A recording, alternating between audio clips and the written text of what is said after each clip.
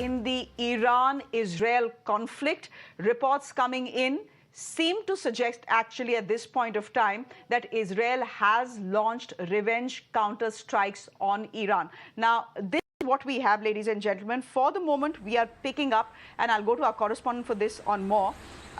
We are being told that there have been 3 explosions near the Iranian army's major air base in Isfahan, which has long been home to Iran's fleet of American-made F-14 Tomcats, which were purchased before the 1979 Islamic Revolution. However, there is a type of a sort of denial that is coming in from Iran at this point of time. They are calling Israel's attack a failed attack and saying nowhere in the world will this qualify or be considered as an attack. Let me go straight across to my colleague, Srinjoy, who is joining us on the broadcast. Srinjoy, what's the latest? What are you picking up? As you rightly said, the Iranians have said, what kind of attack is this? Is this what you call an attack? Now, this is a retaliatory barb, is what you can say. First of all, the Iranians struck after their embassy had been hit in Syria, and the Iranians, with due warning, had struck with 300 missiles and drones and different other things. Most of which the Israelis and the allies said that they have shot down or intercepted 99% of them, so that 3 or 4 would have got in. But on the other hand, here the Iranians have faced a different kind of assault, a sort of surgical assault of missiles, probably hitting Isfahan.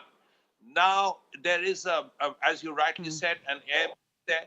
The F-14s were there. They were bought by the Shah from the Americans when America and Iran had a completely different relationship before the Islamic Revolution. Now, what kind of damage has happened is something we do not know. But it is a good thing that Israel, of course, has struck despite every effort by the Americans and many others not to retaliate. Israel has struck. But at least they have struck a military target, and the target is an Air Force base or somewhere close to an Air Force base. What kind of damage that it has done, we do not know. What kind of damage to these F-14s, we do not know. But yes, there have been explosions. There have been explosions near the base, and we'll probably know later how much damage actually was done by these explosions. Also, there is a very important point to note. Okay, Srinjoy, we know this is the first strike, or are there going to be many more? Can I quickly interject you here, Srinjoy? This is the fog of war. One side will say something, the other side will claim something. The real truth often emerges weeks after the attack has happened. So we are hearing from both sides, and both sides seem to suggest that they are in a good position right now, because Iran is saying, is this what you call an attack that ends up doing no damage? You're actually humiliating yourself. This is what they are saying to Israel.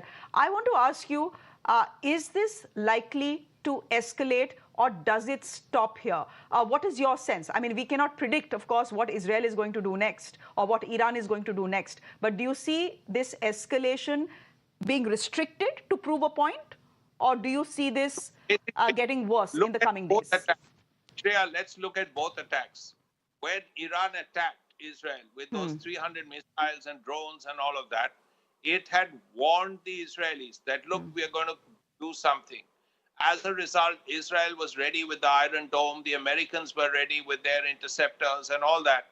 And as I said, 99% of those missiles and drones were intercepted. If it had been a surprise attack, maybe the percentage would have been lower. Maybe there would have been civilian casualties.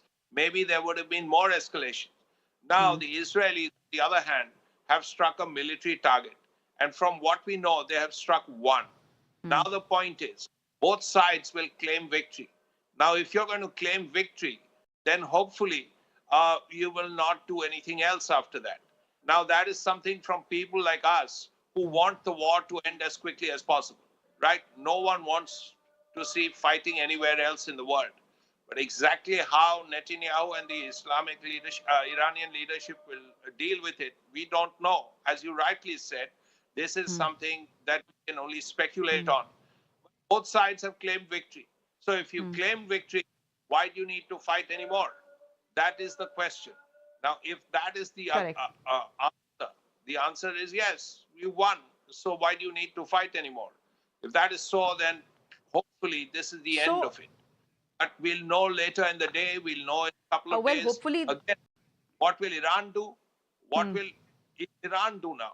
What will Hezbollah do now? What will Hamas do now? Hamas, you can say, is degraded. But what will the Hezbollah do, who are allies of the Iranians?